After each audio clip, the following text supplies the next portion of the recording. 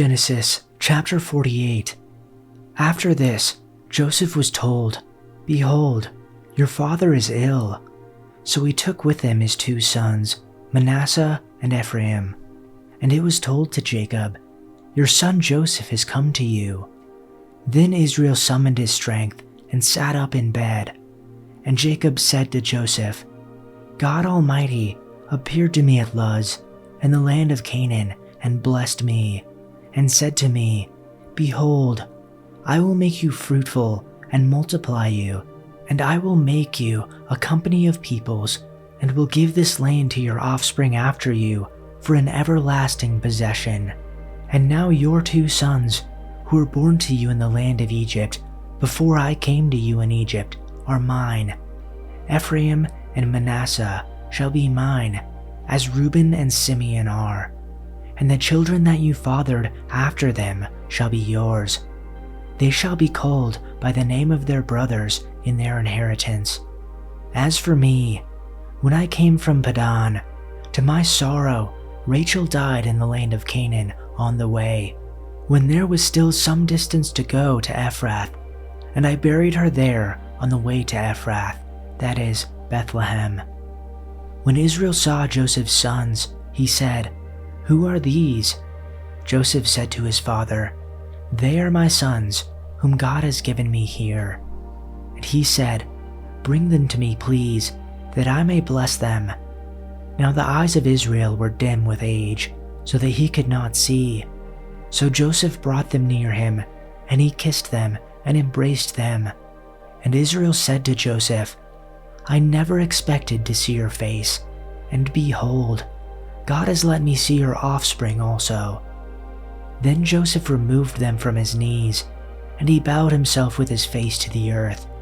And Joseph took them both, Ephraim in his right hand, toward Israel's left hand, and Manasseh in his left hand, toward Israel's right hand, and brought them near him. And Israel stretched out his right hand and laid it on the head of Ephraim, who was the younger, and his left hand on the head of Manasseh, crossing his hands, for Manasseh was the firstborn. And he blessed Joseph and said, 'The God before whom my fathers Abraham and Isaac walked, the God who has been my shepherd all my life long to this day, the angel who has redeemed me from all evil, bless the boys, and in them let my name be carried on, and the name of my fathers Abraham and Isaac, and let them grow into a multitude in the midst of the earth.' When Joseph saw that his father laid his right hand on the head of Ephraim, it displeased him, and he took his father's hand to move it from Ephraim's head to Manasseh's head. Joseph said to him, 'No, my father, this one is the firstborn. Put your right hand on his head.' But his father refused and said, 'I know, my son, I know. He too will become a people, and he too will become great. Nevertheless, his younger brother will be greater than he, and his descendants will become a group of nations.' He blessed them that day and said, 'In your name will Israel pronounce this blessing. May God make you like Ephraim and Manasseh.' So he put Ephraim ahead of Manasseh. Then Israel said to Joseph, 'I am about to die, but God will be with you and take you back to the land of your fathers. And to you I give one more ridge of land than to your brothers, the ridge I took from the Amorites with my sword and my bow.'" Chapter 49. Then Jacob called for his sons and said, "Gather around, so I can tell you what will happen to you in days to come. Assemble and listen, sons of Jacob. Listen to your father Israel. Reuben, you are my firstborn, my might, the first sign of my strength, excelling in honor, excelling in power. Turbulent as the waters, you will no longer excel, for you went up onto your father's bed, onto my couch, and defiled it. Simeon and Levi are brothers. Their swords are weapons of violence. Let me not enter their council. Let me not join their assembly. For they have killed men in their anger, and hamstrung oxen as they pleased. Cursed be their anger, so fierce, and their fury, so cruel. I will scatter them in Jacob, and disperse them in Israel. Judah, your brothers will praise you. Your hand will be on the neck of your enemies. Your father's sons will bow down to you. You are a lion's cub, Judah.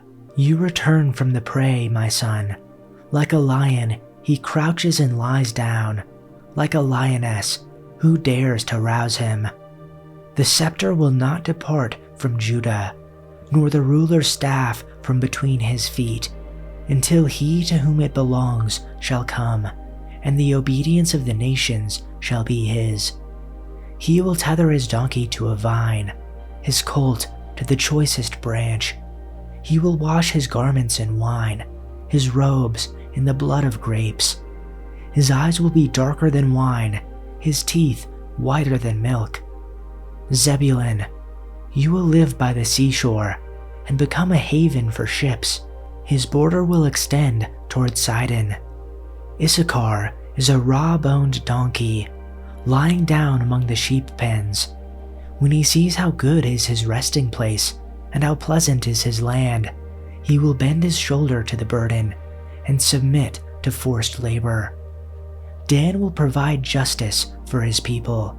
As one of the tribes of Israel, Dan will be a snake by the roadside, a viper along the path that bites the horse's heels so that its rider tumbles backward. For your salvation I wait, Lord. As for Gad, a band of raiders shall attack him, but he will attack at their heels. As for Asher, his food shall be rich, and he will yield royal delicacies. Naphtali is a doe let loose. He utters beautiful words. Joseph is a fruitful branch by a spring. Its branches hang over a wall. The archers provoked him and shot at him and were hostile toward him. But his bow remained firm, and his arms were agile, from the hands of the mighty one of Jacob.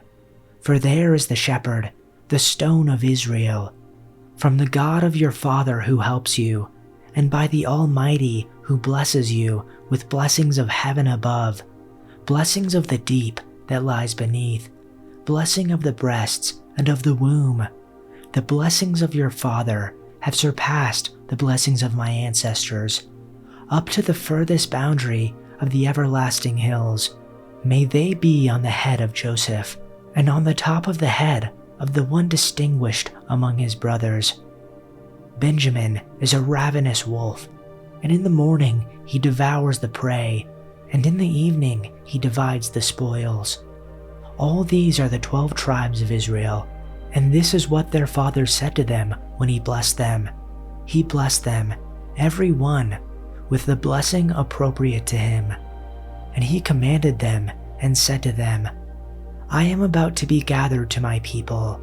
Bury me with my fathers in the cave that is in the field of Ephron the Hittite, in the cave that is in the field of Machpelah, which is opposite Mamre, in the land of Canaan, which Abraham bought along with the field from Ephron the Hittite as a burial site. There they buried Abraham and his wife Sarah. There they buried Isaac and his wife Rebekah, and there I buried Leah. The field and the cave that is in it, purchased from the sons of Heth. When Jacob finished commanding his sons, he drew his feet into his bed and breathed his last, and he was gathered to his people. Chapter 50.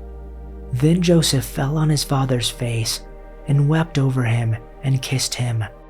Joseph commanded his servants, the physicians, to embalm his father. So the physicians embalmed Israel. Now 40 days were required for it, for such is the period required for embalming. And the Egyptians wept for him 70 days. When the days of mourning for him were past, Joseph spoke to the household of Pharaoh, saying, If now I have found favor in your sight, please speak to Pharaoh, saying, My father made me swear, saying, Behold, I am about to die. In my grave which I dug for myself in the land of Canaan, there you shall bury me. Now then, please let me go up and bury my father. Then I will return." Pharaoh said, "Go up and bury your father, as he made you swear." So Joseph went up to bury his father, and with him went all the servants of Pharaoh, the elders of his household, and all the elders of the land of Egypt, and all the household of Joseph and his brothers and his father's household. They left only their little ones and their flocks and their herds in the land of Goshen. Chariots with teams of horses also went up with him, and it was a very great company. When they came to the threshing floor of Atad, which is beyond the Jordan, they mourned there with a very great and sorrowful lamentation, and he observed 7 days of mourning for his father. Now when the inhabitants of the land, the Canaanites, saw the mourning at the threshing floor of Atad, they said, "This is a grievous mourning for the Egyptians." Therefore it was named Abel Mizraim, which is beyond the Jordan. And so his sons did for him as he had commanded them. For his sons carried him to the land of Canaan, and buried him in the cave of the field of Machpelah, opposite of Mamre, which Abraham had bought, along with the field, as the burial site from Ephron the Hittite. And after he had buried his father, Joseph returned to Egypt, he and his brothers, and all who had gone up with him to bury his father. When Joseph's brothers had seen that their father was dead, they said, "What if Joseph holds a grudge against us and pays us back in full for all the wrong which we did to him?" So they sent instructions to Joseph, saying, "Your father commanded us before he died, saying, 'This is what you shall say to Joseph. Please forgive, I beg you, the offense of your brothers and their sin, for they did you wrong. And now, please forgive the offense of the servants of the God of your father.' And Joseph wept when they spoke to him. Then his brothers also came and fell down before him and said, 'Behold, we are your servants.' But Joseph said to them, 'Do not be afraid, for am I in God's place? As for you, you meant evil against me, but God meant it for good, in order to bring about this present result, to keep many people alive. So therefore, do not be afraid. I will provide for you and your little ones.' So he comforted them and spoke kindly to them. So Joseph and his brothers and their families continued to live in Egypt. Joseph lived to the age of 110. He lived to see 3 generations of descendants of his son Ephraim, and he lived to see the birth of the children of Manasseh's son Machir, whom he claimed as his own. 'Soon I will die,' Joseph told his brothers, 'but God will surely come to help you and lead you out of this land of Egypt. He will bring you back to the land he solemnly promised to give to Abraham, to Isaac, and to Jacob.'